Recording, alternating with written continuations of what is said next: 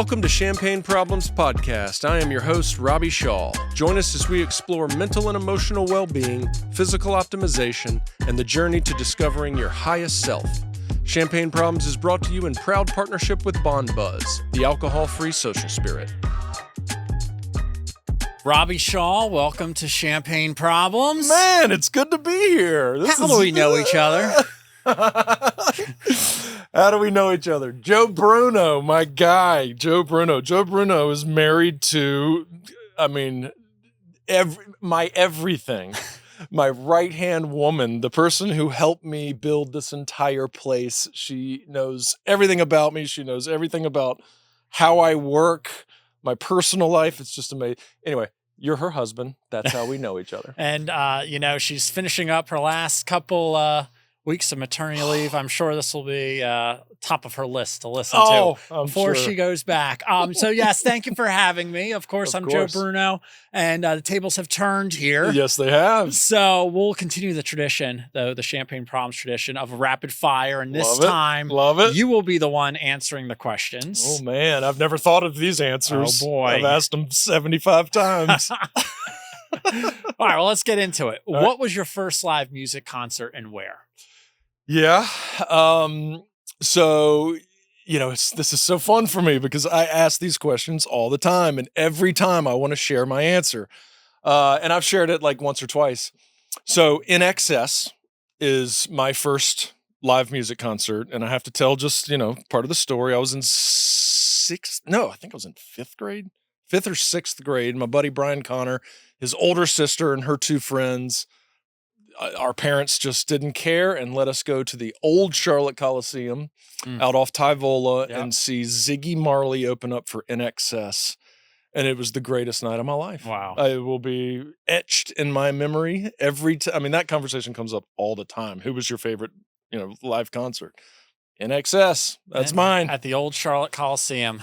Top row, upper deck. Wow. Back against the wall. All that parking that used to be out there. So deep. I know. So deep. Can you imagine the stadium is still out there? Oh, my gosh. I know. What book are you currently reading?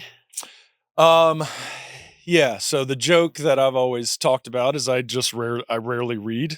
I'm not an academic. I'm an experimental kind of a guy. But I recently had a guy in here, Landon Eccles. Do you know that name? No, I don't. Clean Juice. Clean Juice. Okay. He founded Clean Juice. They went on to franchise, I think, over 100 or something locations, sold it, the whole deal, moved out to California. He was in here a week or two ago, and now he's helping entrepreneurs start businesses and navigate the pitfalls and the nuances of being an entrepreneur. And there's a book called Traction by Gino something. Anyway, he recommended it to me as someone starting a company, and that's what I've read about 3 pages. All right. Well, that's I'm deep. I'm in it. I'm in it. You'll get there. 3 pages more than I've read of that book, so that's good. What is your favorite smell and your least favorite smell? Ooh. God, that's such a, my old co-host, Patrick Balsley, used to always make fun of me for asking that question because he thought it was just so cringy, but I love it. My favorite smell, that's, depends on the day, I guess. So many things. I consider is that olfactory? Does that smell? Yes. Your olfactory senses to be very nostalgic. Obviously, there's things you see, and then hearing is another one, but smelling for me reminds me of so many different things. And so, there's beach smells that remind me of childhood at the beach. There's food smells that remind me of like my grandmother's strawberry pie. Like all those things are just fantastic smells for me. I think for me, the most enjoyable smell is something that relaxes me, which would be what I just referenced, the smell of the beach, the salty air, the rotting marsh. Yeah. Just the grime. No, there's a very specific smell, like especially if you're going over a bridge and like you're approaching the beach. I know exactly what you're talking about. Hit with it. Yeah. And then what about least favorite smell? Least favorite smell. I was interviewing a guy in Charleston, and I was like, "What's your favorite smell?" He's like, "Strawberries." I was like, "What's your least favorite smell?" He goes, "Shit." It's like, well, pretty universal, probably. Yeah. I'm not going to use that as my answer. Least favorite smell. Oddly, well, so there was a perfume my mother used to wear, and she wore it during a weird time in my childhood where my brother had an accident and we were in the hospital for a number of weeks, and she wore that perfume in there, and it always makes me think of that, and it's like this anyway, that perfume, whatever the hell it is, she never wore it again. Oh my gosh. I think my least favorite smell is body odor. Because I'm haunted by a very specific high school memory where I didn't wear deodorant. It was like the first time, like as a growing teenage boy, where I didn't wear deodorant and people noticed, and everyone was like, "What's that smell? What's the smell?" And then it was me, and I couldn't own up to it. And then I don't know if it's my favorite smell, but I love the smell of Subway. Like that very distinct smell of the bread in Subway. I won't say it's my favorite smell, but I love that smell. It is distinct. If you could snap your fingers and be anywhere, where would that be? I ask great questions. Well, I love the salt water. I love the oceans, and I specifically like clear blue water. I love islands. So if I had to narrow it down, maybe somewhere in the Caribbean, like a British Virgin Isle, or possibly, I mean, these are the only places I've ever been. Mm-hmm. Never been, in the other side of the world where there's really beautiful, like Thailand and those kinds of areas. Hawaii or the Caribbean. Nice. Yeah. Good answers. Good answers. So now, if you could know the answer to any question, what would it be?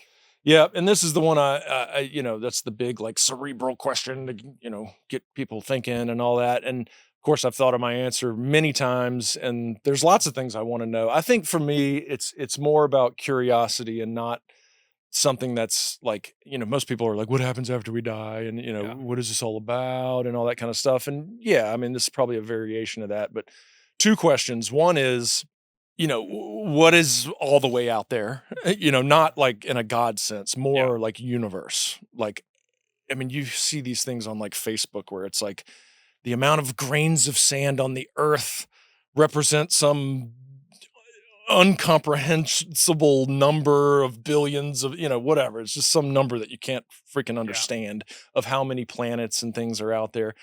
I guess I just wish I could see some kind of like overview of it all and just see where there's life and all that kind of stuff. And then my second question would follow up. So the second question would be, in the existence of humankind, of intelligent being, because it's not going to last forever, unfortunately. Humans are only here for a blip of time. Yeah. We're not going to be here forever. In our existence, are we going to find out really what else is out there? Like, will we ever know? Yeah. No, it's good. Two good questions that kind of piggyback off each other. Yeah.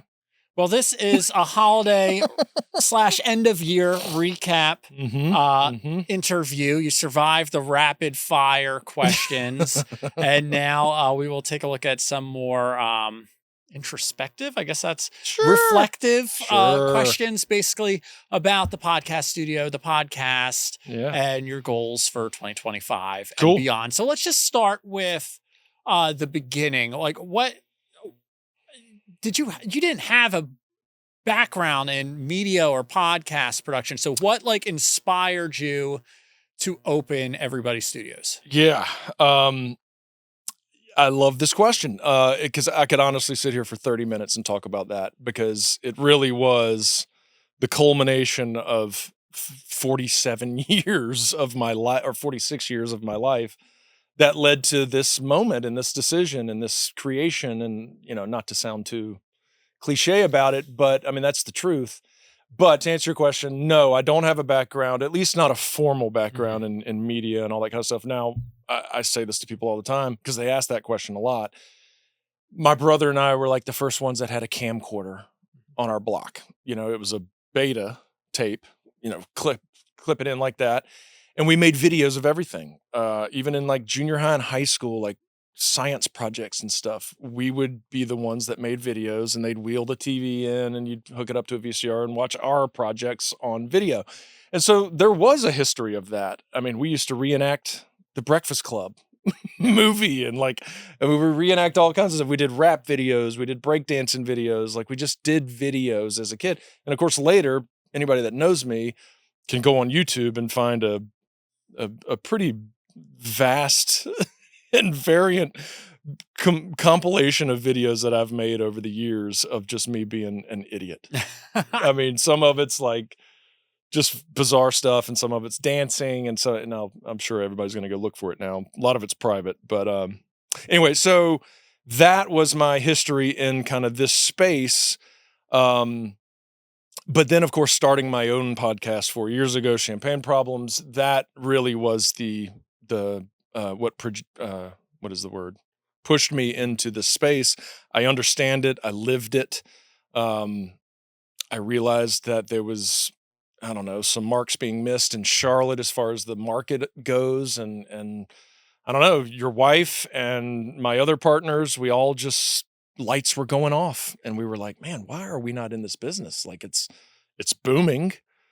The market is lacking. We know what we're doing. People know who we are. Let's do it. And so we went all in.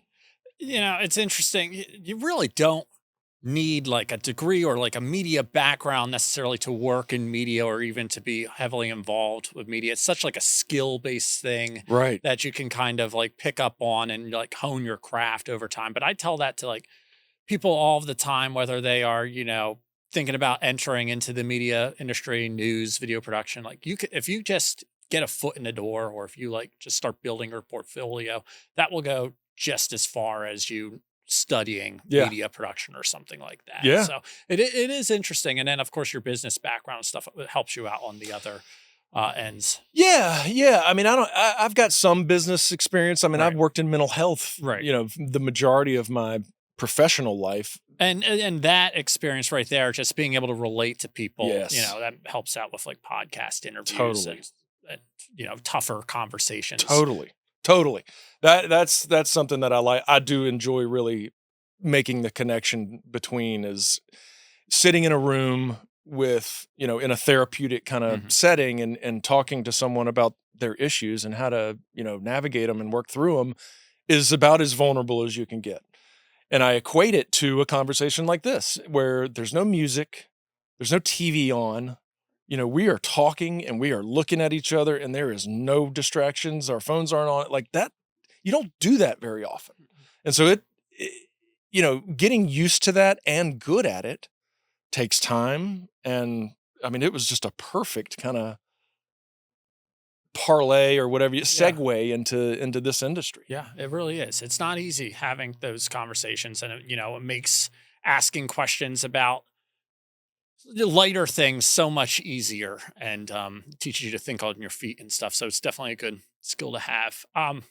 Talking about running this studio, of course, you're raising a family at the same time. You do other things. How do you make it all happen? Well, if you ask me and my wife this question, we'd have different answers.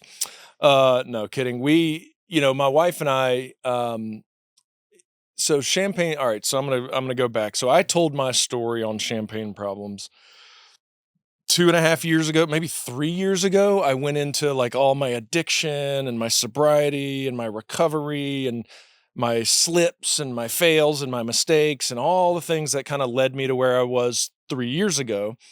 And in the last 3 years, more shit has happened.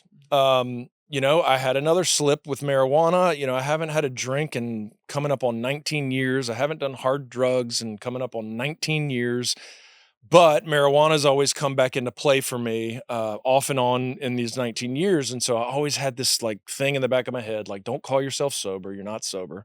You're in recovery. You're trying. You're working at it. You're practicing it. You're in. And unfortunately, you're out every now and then. You jump back in. That's what I consider to be recovery. So about coming up on 3 years, 3 years ago, I had another slip. I was hooked on nicotine, and I've been doing nicotine since I was 13 years old. And at this point, I'm 44.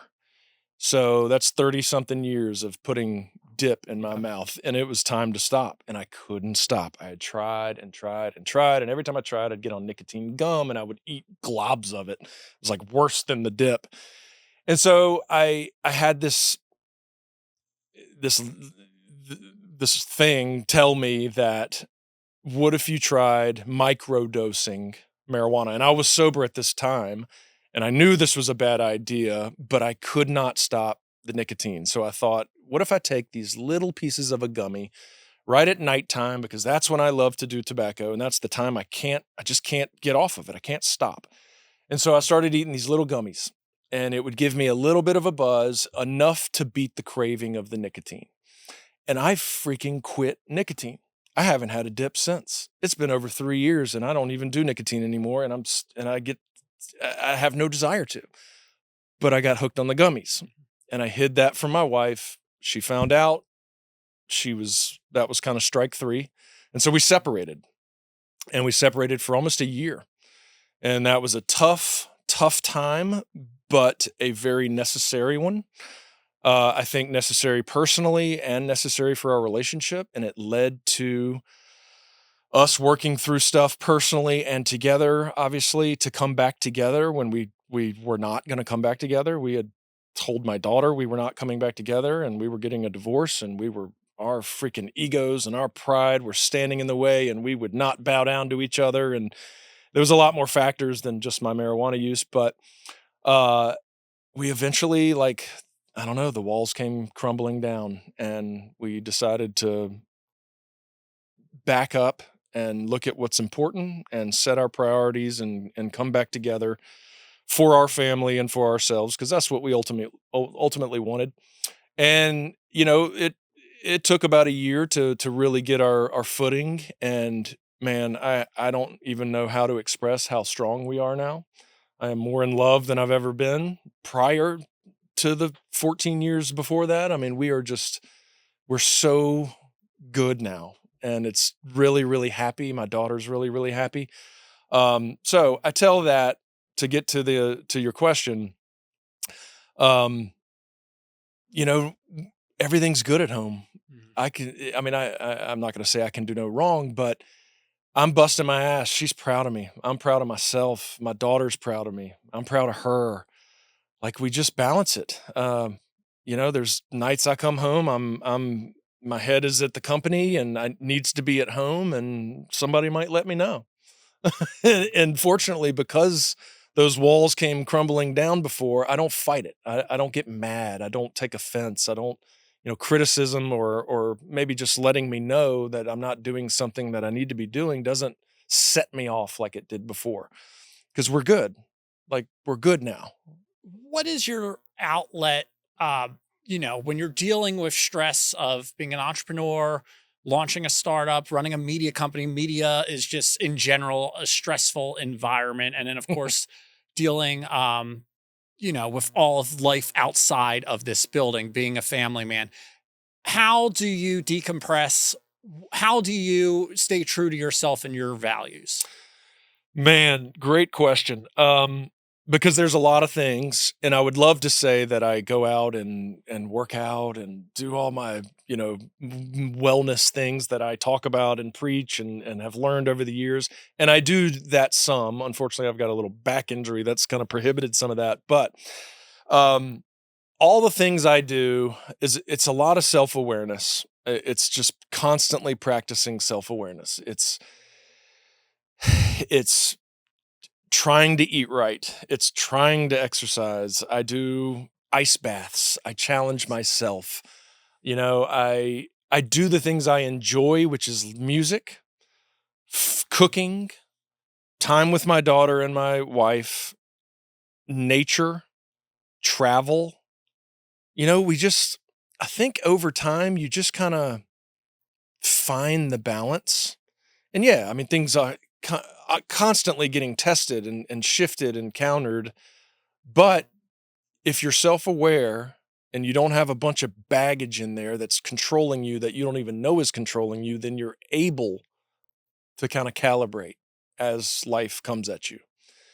So that's my best answer. It's not something that I really just go out and do. It's just something that I practice constantly. And I know you chronicled a lot of your journey on your podcast, Champagne Problems, and just how you live and where you're going. Before Champagne Problems was produced by your studio here at Everybody Studios, you worked with another podcast production company. Yeah. What did you learn from that experience that what are the kind of the takeaways, the lessons you learned there that you apply here as you work with other people who aspire to produce podcasts or are looking for a studio to work with? Yeah. I equate that to working with somebody on addiction and being effective because I've been through it myself. Personal experience is no substitute for anything. Or anything is no anything is no substitute for personal experience. Having gone through the very, very beginning stages of creating a podcast, having some success, having some dips, shifting hosts, shifting content, evolving the mission, changing studios, working with different people. I mean, this is 4 years of that being at the forefront of everything that I focus on. And so the learning that came with that, the experience that came with that is what I brought from there. It wasn't necessarily the studio. It was just the experience of starting a podcast and doing it consistently for close to 4 years now. There's no substitute for that experience. And to come here now, and of course, now there's lots of learning that I'm doing as far as like strategy and distribution that was happening on the back end that I wasn't necessarily a part of, that I'm learning. But when someone comes in here and wants to start a podcast, man, we can talk for hours and I can share everything. It can go this way, it can go that way. Here's what it's like this way, here's what it's like that way. Let's pick a way. And if we go that way, then it's the next fork in the road is going to go this way or that way. Here's what I experienced in both of those ways. It's just invaluable. So it's been an interesting 4 years too, when you think about just podcast consumption, because you really started your podcast in the height of COVID, the COVID era. That's when not a lot of people were leaving their houses, listening to podcasts in the car. And now we're kind of 4 years later approaching almost like a golden age of podcasts when people are listening to, Joe Rogan or Pod Save America, or the Hawk Tuah girl even has a podcast now. It really is fascinating. And I'm just wondering if you could kind of reflect on the shift in listening habits. You kind of touched on it a little bit, the ups and downs that you've seen Champagne Problems has had. Where do you see podcasts going? And tell me about that journey of, starting a podcast in COVID and how your listenership has evolved. Well, those are two questions that I'll have to kind of separate, because let's start with the Champagne Problems journey and the ups and downs of listenership, and right now my listenership is probably the lowest it's ever been. And I don't do it for that. I do it because I enjoy this. I do it because the guest I have on, I am fascinated with, and I learn so much. I just happen to get it on tape and put it out there for anybody that wants to listen to it. Some of it, a lot of people listen to, some of it nobody listens to. That's okay. 3 years ago, it really mattered, and every number mattered, and I'm watching it like a hawk, and I'm mad some days and I'm happy the next, and oh, that guest didn't work. Oh, let's not talk about that. Let's do this differently. And man, there's none of that anymore. So I'm not sure that's the journey that I would wish upon my clients. I could retract that. I think where I am now with my own podcast is a very healthy place. I think it depends on your goals. And I'm sure it's a balance because, at that point when you started your podcast and you were obsessed over the numbers, that was all you had. Now you have a whole studio. So in a way, you're kind of obsessing over everyone else's podcast. And I don't know, maybe do you feel like you would rather see someone else's podcast really explode that you helped launch here in the studio than? Absolutely. I mean, at this point, yes. Yeah. Oh, yeah. I mean, it's fun to watch people, get what you get out of doing this. I mean, there's a lot that goes into this, and it's a lot of personal stuff. I mean, it's putting yourself on camera, and I mean, you're exposed, man. You're in a vulnerable place and you're open to criticism, and it's not easy. And another thing I've noticed that really has taken off in the past 4 or 5 years is video production surrounding podcasts. A lot of Yeah. people prefer to watch podcasts, as weird as that sounds. Like Right. I'll walk around the newsroom and some people, when they have downtime, they're just watching a podcast on YouTube. Why do you think people enjoy watching a podcast when, there isn't any video playing when we're talking right now? It's just two people sitting at a chair. Yeah. Why do you think that is? Yeah. I love that.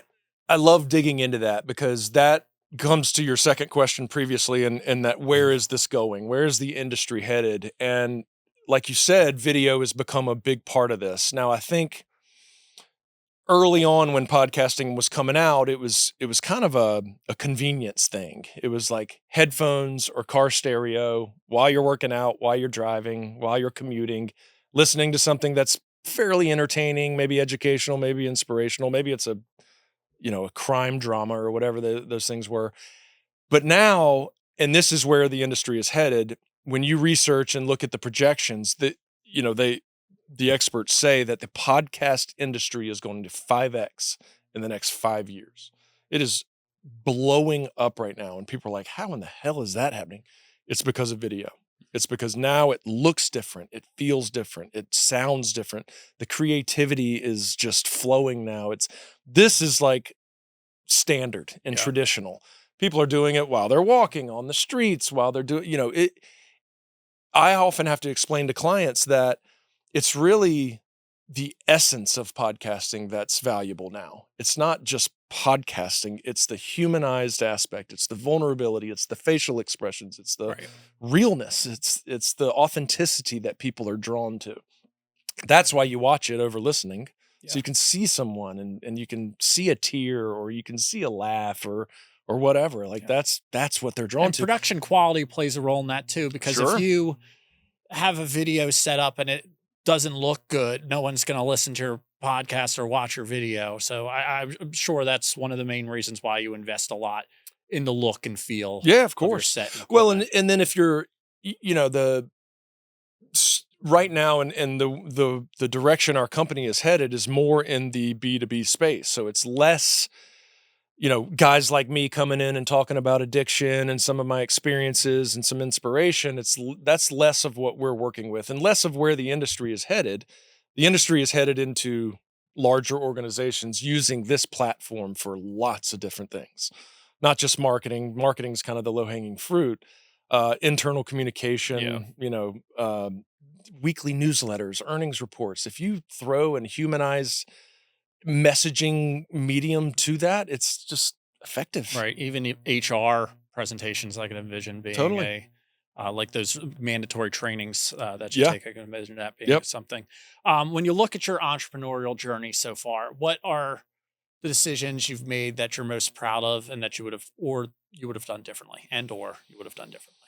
So let's start with the proud of in my entrepreneurial journey. I was fortunate enough. Well, I was unfortunate to lose my father. I was fortunate that he left me a little bit of financial aid. I took that and put it all into this. Now, I only tell that because I often use this example when people ask me about the model that we subscribe to early on. You're spending too much. You're not making enough revenue. You're spending too much money. You need to widen your margins, all that kind of stuff. And the way that I saw it early on and thought through this was, if you start a shipping fleet, you can start with one truck and you can make some money to buy a second truck. And then you can make enough money and maybe buy one or two more. And over time, you'll have a fleet. Or you can buy 20 trucks and start off to the races. If you believe in your concept, if you believe in your model, and you believe this is going to succeed, it's risky, but that's the route we decided to take. It's the route I decided to take. I went all in with everything I had to build this not as quick as possible, but as high quality and as appealing as possible. And that, I don't know if I'm proud of that or not. I'm happy that I was able to do that. And again, I'm fortunate to be able to do it that way. What I've learned is that it doesn't speed up success. Success comes like it does if you bought one truck. Maybe it'll shorten the time a little bit, but to build clients, to build trust and people finding value in what I do and going out and talking about it, and then another person coming in, and that shit takes time, and there's no way to expedite it. That is something I've learned. You said, what am I proud of and what would I do differently? I think it's more about expectation.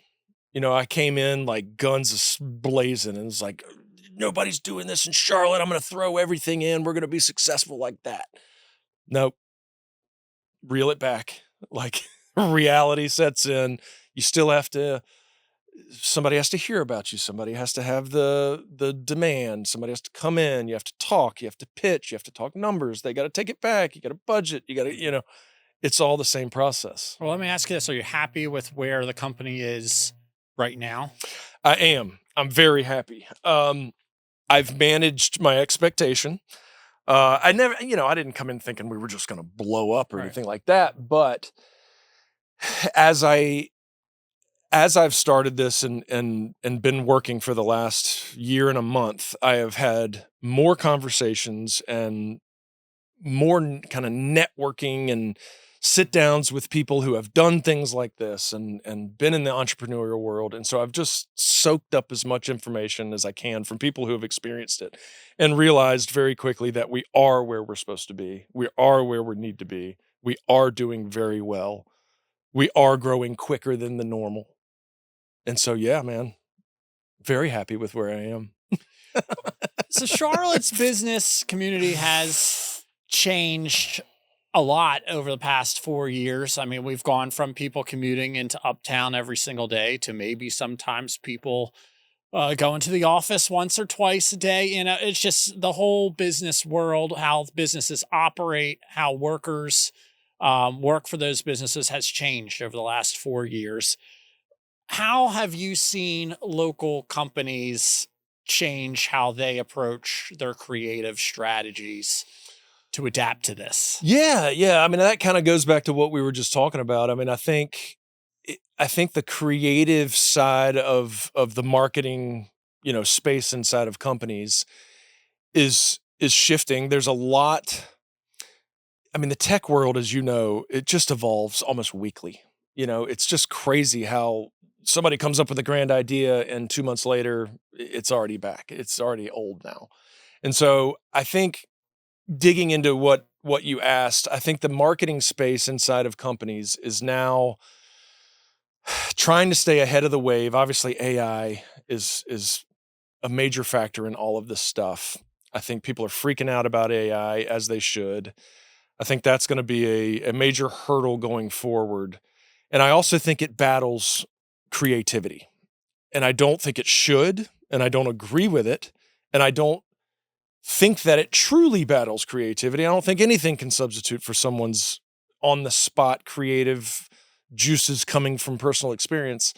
But for people trying to save a buck, it is gonna battle that.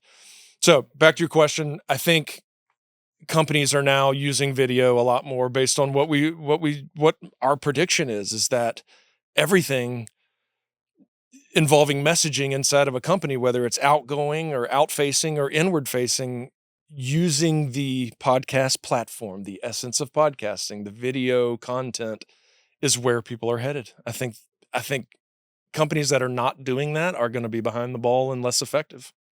What is it like working with influencers? It's because people form opinions based on people they see on social media. I know certainly a lot of people form opinions about me. I don't consider myself an influencer, but I'm in that incredible space. Influencer. And what is it like when you're working with someone who, has a very specific idea of what their content should look like. So what have your conversations and partnerships, how has it been working with influencers? Well, I can't say I've had a lot of business relationships with influencers. Now I've had Meredith Dean, whom you know, I mean, I think she's probably, if not the most effective, she's great influencer in Charlotte. In the whole region. She's so good at what she does, and her personality makes it. And of course, her expertise and her knowledge and just all of it coming together. She's so effective. Well, she worked with us, and she's coming back. That's great. Little announcement. She's a force. She really is. And, we were doing some internal development, and I had to cut costs a little bit. And of course, everybody knows social media is kind of the first thing to go when you have to cut. So we're back where we want to be. We're bringing her back in.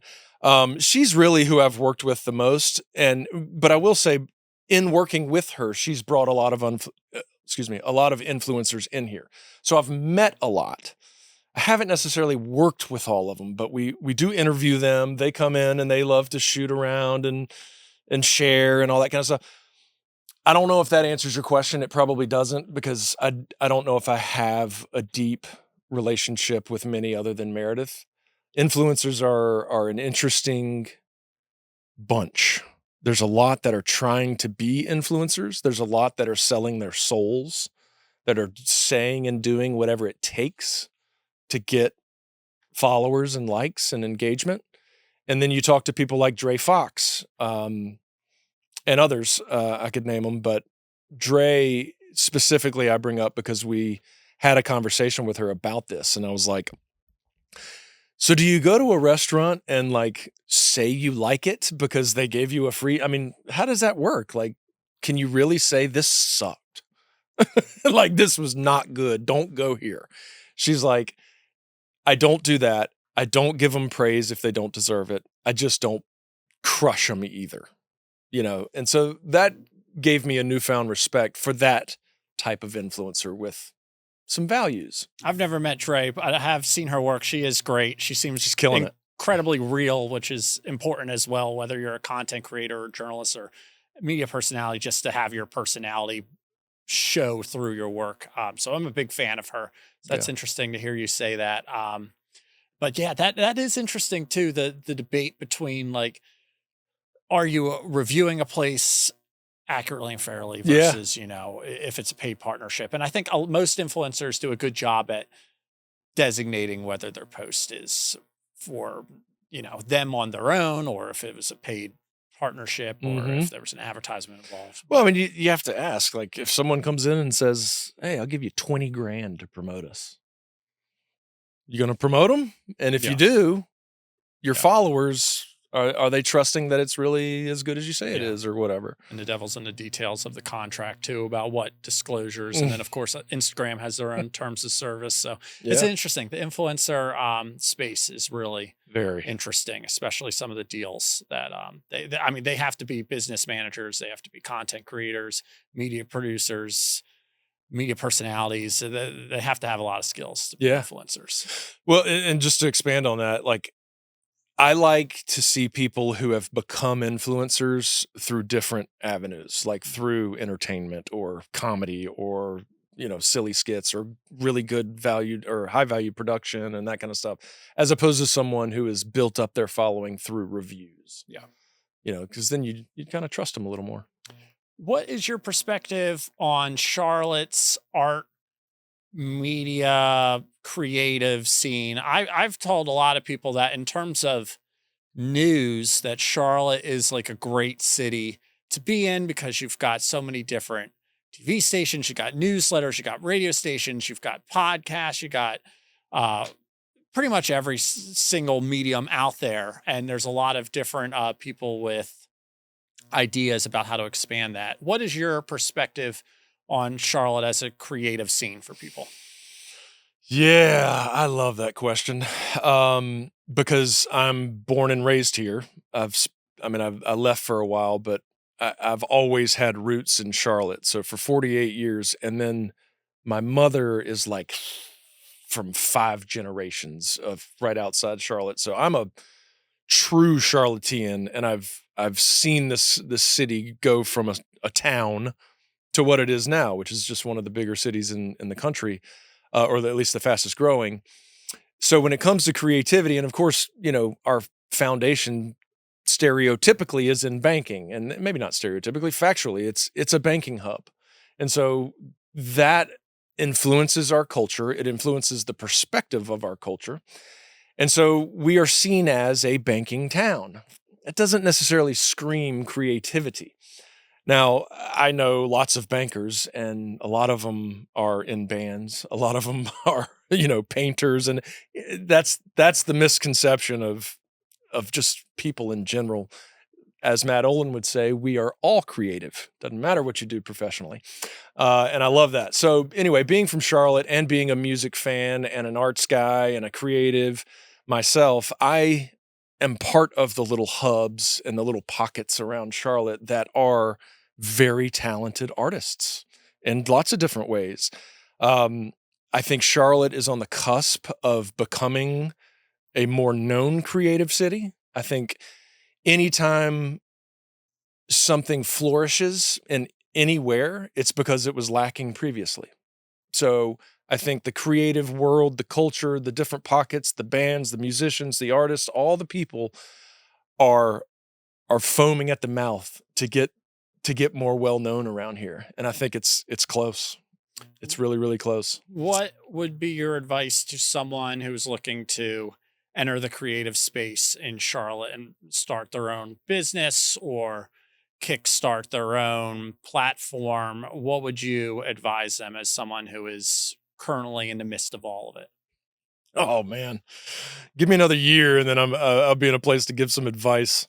No, the key word in that question is creative, because starting a business that is in the creative space is different than starting a business that's maybe more numbers oriented, or maybe a private practice as an accountant, or anything that doesn't necessarily fall into the traditional sense of the word creative. I think those are two different things. I think in the creative space, it's much harder. I think when you're creative, it's all about, for lack of better terms, popularity, not in the traditional sense, but people knowing who you are and liking what you do. And it is a tough, tough space when you're trying to create anything. Everybody's a critic. Everybody wants to be a critic, and everybody has an opinion. And like a lot of people like to have negative opinions because that's who they want to be. And your art, your creations are depending on what people think and how people talk about it and how it's perceived. And you've got a lot of people out there that are kind of trolling and make a living being an asshole. And it makes it hard, makes it real hard. So I would say my advice is be aware of that. Mm-hmm. And you got to have thick skin. I mean, whether you're super thick skin, a potter or a podcast producer, somebody is not going to like your work, and right. They won't have a problem telling you that. So you got to understand almost that, you're not going to please everybody. No. I mean, there isn't anybody with 100% approval rating. So, nope. But you also have to know, like, going back to your outlets too, like when we talked about the stress at the beginning of the show, you have to know like how you can escape this, especially when you're hearing from people that don't like your work. Like, you have to know that there are other things outside of this industry, but it can be tough. So. It can be so hard. And, it's a great lesson just in life in general. And I go back to my separation with my wife and what it really did for me and us and ultimately me, because man, there's so many things inside of us that are programmed and maybe even at the subconscious level that we're not aware of. And there's a lot of work to be done just as humans going through life. I mean, you just had a child, like you're in for it, dude. Mm-hmm. It's like, it's not easy now, and it's not easy in 3 weeks, and it's not easy in 2 years. And it's not supposed to be easy. And you hear this all the time. And, there's an interesting place that I am right now, which is in my late 40s. I'm about to turn 48. And people often talk about the midlife crisis and all that kind of stuff. And those of us who talk in that experience don't call it a crisis, call it an awakening. If you can come out on the other side of it, call it an awakening. Because when you reach a certain age and whether they call it over the hill, or as Jack Donaghy in Third Rock said to Tina Fey, congratulations, Tina, you're 40. You're halfway to death. Such a great comment. But the reality in that is all of a sudden life looks differently. And it's not all build. Now it's kind of like maintain, create purpose, live in gratitude, live every moment present. Like I've got friends dying, it's like, man, life is all of a sudden it gets very real. And so, of course, like old people always look down to the younger people and say, oh, you just wait, count your lucky stars and all that kind of shit. And you never listen. I never listened. And then when I got to this age, it's like all of a sudden priorities shifted, and I get it now. But all of that to say, it very much lends itself to how to have thick skin, how to not let people ruin your day or ruin your week or ruin your life. It's just not as that important, right? And it feels important, and it is important, but it's not do or die. It's not make or break. It's not everything that it feels like it is. And I think coming to that realization through a separation with my wife got me to a place of, I could have a day where it is the shittiest day. We make mistakes.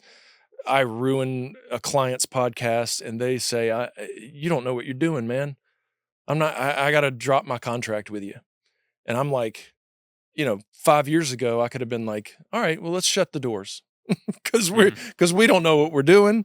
And I just lost a big client, and let's pack up. Whereas now it's like, all right, how can we learn from this? I'm gonna go home and make my daughter laugh and make my wife laugh, because this is okay. Made a mistake. It's all right. I don't know. Just kind of riffing now. Well, this is a holiday and, year-ender episode. So let's just look ahead to 2025. What excites you about your studio's future in 2025? What is your goal? Our goal is to become profitable in 2025. I think we're close. I know we're close. And once that happens, we're going to expand. We're going to open up another location. Because right now we're already close to running thin. I've only got so much space and so many cameras. So the more clients we get, I'm going to open up another space. I've got some interested people in opening up locations in other mid-market cities. That's the short-term 2025 goal, is to become profitable and open up 2 more locations. Going back to what you talked about at the beginning of the episode with the 1 truck, then the 2 trucks, and how do you know that you're ready for a second truck? Bandwidth. I really think it's bandwidth. I think we have constructed our model to make sense, to where if we're not able to fulfill the need, then we're going to be making enough money to open up another spot to fulfill the need. It's a fascinating journey you've had. Even just like listening to how you started and the lessons you've learned over time. And I imagine that through the years that you've been running this studio, that you've got more mentors now, more people taking a look at everything. Is there a piece of advice they gave you that really stands out, that sticks with you right now as you approach 2025? Something that they told you that you think guides you as you prepare your company for its future and your goals? I'm not sure there's one thing somebody has said, but all the things that the little nuggets I've tried to express during this entire conversation: priorities, gratitude, learning about myself, self-awareness, therapy, pride and ego getting out of the way. All of those things, while some of that came with age, a lot of it came with the openness to it. And so I think if I could give some level of advice, whether you're young or old or whatever, allowing your guard down and being vulnerable is the greatest tool in the box, because there's no way to learn and grow without it. Now, it can be inevitably pushed upon you, or a curveball thrown in life that forces that vulnerability, but it's coming. And if you can just be open to it and allow it in, man, you mature really, really quickly in lots of ways.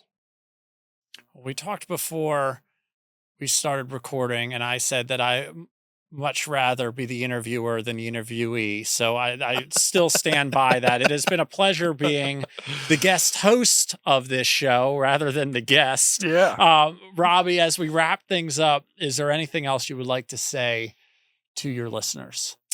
Yeah, I mean, just, basic thank you.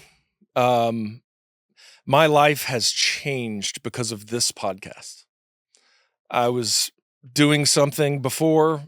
I was working in mental health. I liked it for a while. It got a little taxing and I got a little tired. And I start this podcast, and all of a sudden I got people that listen to me loyally. I mean, I say my numbers are down. There's still a lot of listeners that listen to every episode that comes out. I can count on a certain number of people, which is in the close to thousands, that listen to this podcast every time it comes out. Thank you. You've changed my life.